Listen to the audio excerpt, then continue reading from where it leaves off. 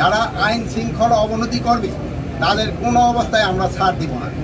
আমরা কোনো অবস্থায় তাদের ছাড় দিব না। আমরা কোনো অবস্থায় তাদের ছাড় দিব না। আইন শৃঙ্খলা কারা নষ্ট করতে চাই এটা আপনি আমার চেয়ে আরো ভালো জানেন। সবাই সম্প্রীতি আরো ফিরে আনুন, সবাই মিলেমিশে থাকি।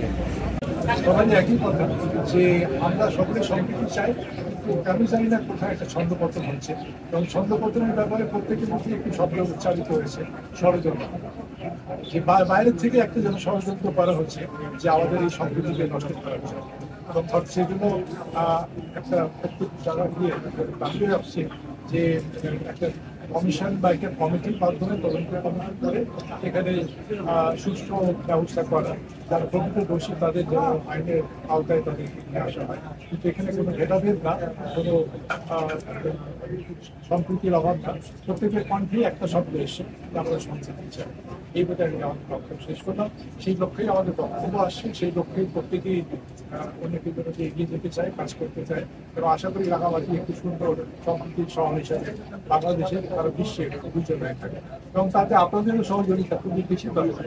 কারণ আপনাদেরকে বলা হয় ফোর্থ স্টেট, আপনারা যত বেশি এগুলো লক্ষ্য রাখবেন, যত বেশি আগে থেকে আপনাদের ইনভেস্টিগেটিভ জার্নালিজম আছে সেটা দিয়ে আপনারা আজ করতে পারবেন, প্রশাসনকে, আইন শৃঙ্খলা বাহিনীকে, সমাজকে আপনারা সতর্ক করতে পারবেন যে এখানে এই ধরনের একটা দুর্ঘটনা, একটা ভুল বোঝাবুঝি হতে পারে, তখন প্রশাসন বা সমাজ নিশ্চয়ই এগিয়ে আসবে।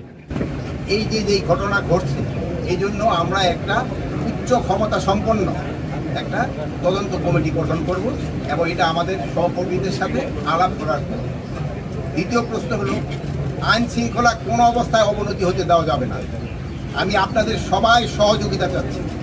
যারা আইন শৃঙ্খলা অবনতি করবে তাদের কোনো অবস্থায় আমরা ছাড় দিব না। আমরা কোনো অবস্থায় তাদের ছাড় দিব না। আমরা কোনো অবস্থায় তাদের ছাড় দিব না। ভবিষ্যতে যদি তারা আবার চেষ্টা করে তাদের যে হাত, এটা আমরা কিন্তু ভেঙে দিব।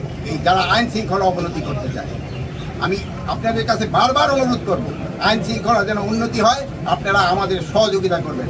আমাদের আইন শৃঙ্খলার যে বাহিনীগুলি রয়ে গেছে তাদের সাথে সহযোগিতা করবেন, প্রশাসনের সাথে সহযোগিতা করবেন, জনগণকে বুঝাবেন যেন আইন শৃঙ্খলা পরিস্থিতি অটুট থাকে এবং ভালো থাকে এবং আস্তে আস্তে আরও উন্নতি হয়। এই চেষ্টা আপনারা করবেন। আপনারা সব সময় আমাদের পাশে আছেন, ভবিষ্যতে আপনারা থাকবেন। আপনাদের এই সহযোগিতা আমি সব সময় কামনা করি। ভালো থাকেন, আল্লাহ হাফেজ। আইন শৃঙ্খলা কারা নষ্ট করতে চাই এটা আপনি আমার চেয়ে আরো ভালো জানেন। সবাই সম্প্রীতি আরো ফিরে আনুন, সবাই মিলেমিশে থাকি।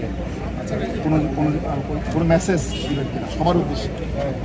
সবাই এগিয়ে আসুন, সবাইকে বুঝুন।